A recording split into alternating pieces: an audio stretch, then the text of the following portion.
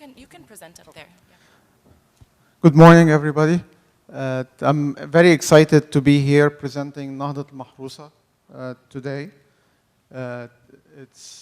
I'm very proud to be part of that organization as well.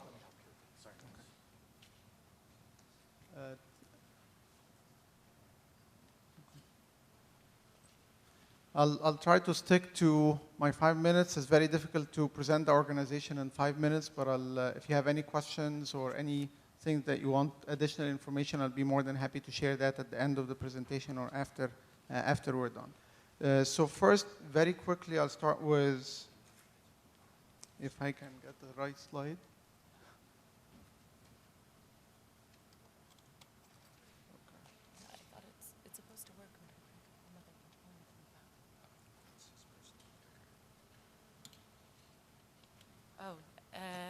Ihab, do you want to try this one?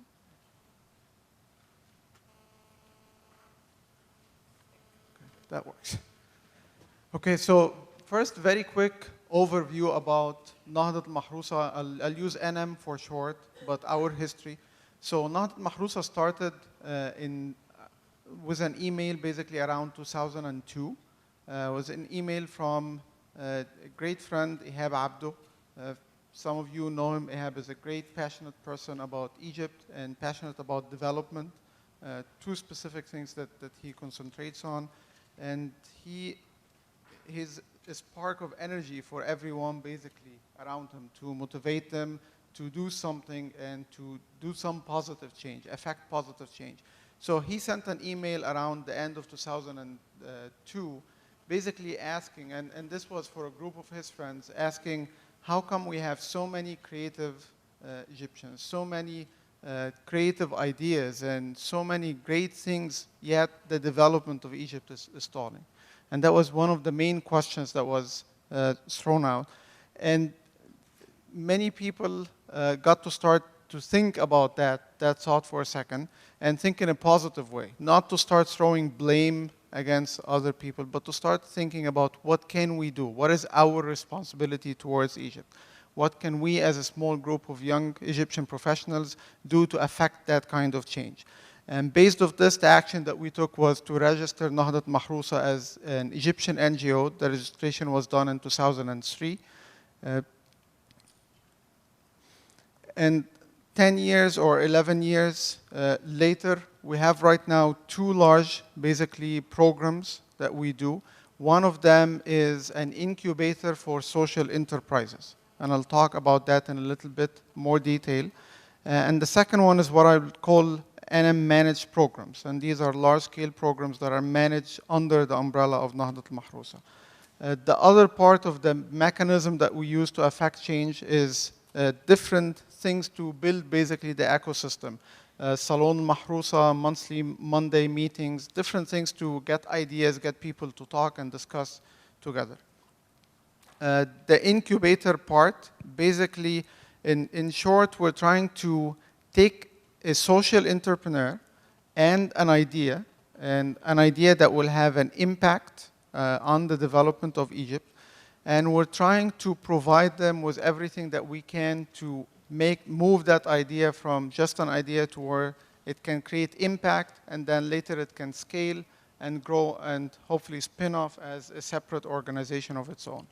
And we provide this through 4 different things. I'll discuss them very quickly. But the first one is infrastructure that we support social entrepreneurs with. The infrastructure has different items under that, but one of the biggest attracting thing is the legal umbrella. If you operate in Egypt, you know that the legal umbrella, especially for NGOs, is very difficult. So under Nahdet El-Mahrousa, you can assume the legal umbrella under Nahdet El-Mahrousa. We will do the legal work, the accounting work, the compliance work, and so on, and then you're an incubated project under the organization. We provide office space, IT infrastructure, institutional and management support, accounting support, legal support. We also provide, as part of that infrastructure, access to finance and access to different partners. And we relied on a lot of partners and people that supported and helped the social enterprises and Nahdet El-Mahrousa in large. We also help was capacity building, supporting the idea itself in its different stages of development, and how we move that idea to a pilot, to a project, to a program, and then the scaling of that idea. Right now, this is a little bit older statistics, but we have more than 30 full-time staff, about 5 people legal and accounting support, plus the office spaces, and the board members who are engaged with the development. To just describe how this incubation cycle works, I'll just discuss our last incubation cycle, and then I'll highlight few of the incubated projects. There is no time to highlight all the projects. There are about more than 40 or 50 incubated projects right now, so I'll just discuss 3 or 4 just as examples. The last incubation cycle started at the beginning of this year, and sometimes we have a theme for each one of those cycles. So the theme for this cycle was basically social innovation for employment. So we're trying to focus on ideas and social enterprises that are targeting employment or will have a positive impact on employment. And we partner with Barclays Bank in Egypt to provide the finance and support for this round of incubation. We started with a campaign basically that addressed or communicated the impact of entrepreneurship, how entrepreneurship creates opportunities and creates jobs, and how for each new enterprise, even if it's the smallest enterprise, you have at least 4 or 5 jobs that are created.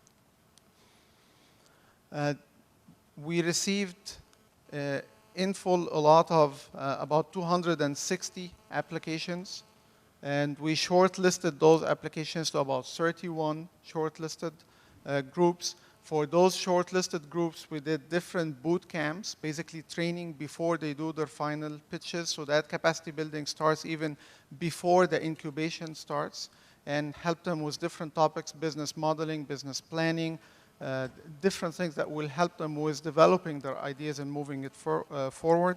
And then at the end, 8 winners were selected. The 8 winners were coming from Cairo, Aswan, Qina, and Upper Egypt and Alexandria, so there is a geographical spread. In total, they received, this group receives $300,000 in funding, plus they will be incubated at Nahdet El-Mahrousa for the next 2 years and receive all the incubation services as part of that. One of the programs is Yadawaya. I encourage all of you to visit that site, but this is a group that is getting local Egyptian artisans and different Egyptian products from Siwa, from Qina, from different places, and targeting the foreign market, actually. They have a good network for support. There is another project, Lahluba, that is training 250,000 Egyptian women in housekeeping and organizing their work. I'll switch from this last incubation cycle for the sake of time and just highlight few of the other incubated projects. One of the ones that probably you know right now is all the harassment issues or problems that is widespread in Egypt. This is a project that started about a year ago. It's called Harass Map. And it's basically working on providing community mobilization, support services to change and combat harassment and start that social change. There is a map, there is support for anyone of the victims, there is support for campaigns throughout all the governors to try to change and affect that positive change. Nawaya is another project that is working on sustainable agriculture, sustainable farming, and teaching people how to do their own compost, their own, use their own permaculture or perma-agricultural methods. Sharik is a new portal that is launched to basically promote volunteerism from the corporate world to start working with the NGOs and with social entrepreneurs that are starting and promote that link. There is Hepatitis C Awareness Project. Just very quickly, each one of those represent one social enterprise. Right now, there is more than 50 of those that are incubated, and the total number of people impacted are more than 50,000 a year. Very quickly, for the sake of time, there is other programs that are managed, career development offices. We have several of those, and we're establishing We're right now establishing one in Minya, Qalyubiyya, Minya, Minofeya, and Fayoum, Young Innovator Awards. And Egypt at Work is a large program that is trying to impact 10,000 underprivileged people for employment. With that, I'll just end. I have some few thoughts and comments I'll share after the presentation.